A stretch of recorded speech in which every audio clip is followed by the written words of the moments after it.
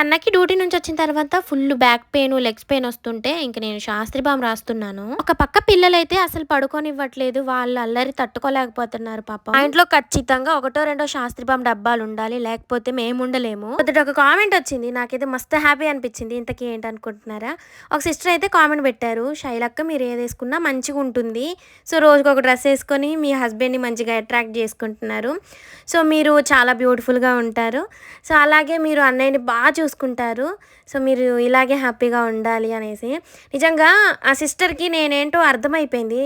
కొంతమంది ఇలా కామెంట్ పెడుతూ ఉంటారు. కొంతమందికి తెలుసు కానీ కామెంట్ పెట్టే తీరిక లేక ఇంకా వాళ్ళు లైక్ కొట్టేసి వెళ్ళిపోతూ ఉంటారు. మీరు నన్ను ఇలా అర్థం చేసుకుంటే చాలా థ్యాంక్స్ అండి. మీ అందరికీ తెలుసు నేను మీ అన్నని ఎలా చూసుకుంటానని. నాకెందుకో చాలా ఇష్టం అండి. పెళ్ళైన దగ్గర నుంచి తనని వదిలిపెట్టి నేను ఎక్కువ రోజులు ఉన్నది లేదు. ఎప్పుడైనా ఉన్నానంటే ఇంకా మా మోనగాడి డెలివరీ అయినప్పుడు, ఫస్ట్ డెలివరీ కదా, కొంచెం కేర్గా ఉండాలని అమ్మ వాళ్ళ ఇంట్లో 6 months ఉన్నా. అదైనా కూడా ఇక్కడికి వస్తూ పోతూ ఉండేదాన్ని. మనకి ఎన్ని ప్రాబ్లమ్స్ వచ్చినా ఒకరినొకరు అర్థం చేసుకొని నిలబడగలగాలి, మార్చుకోగలగాలి.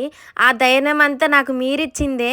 ఎందుకంటే ఒక్కసారి మన జీవితం ఏదైనా టర్న్ అయింది అనుకోండి, అది మళ్ళీ మన స్ట్రైట్గా రావడానికి చాలా టైం పట్టిద్ది. ఫస్ట్ అలా టర్న్ అవ్వకుండా మనమే జాగ్రత్తలు పడుతూ ఉండాలి.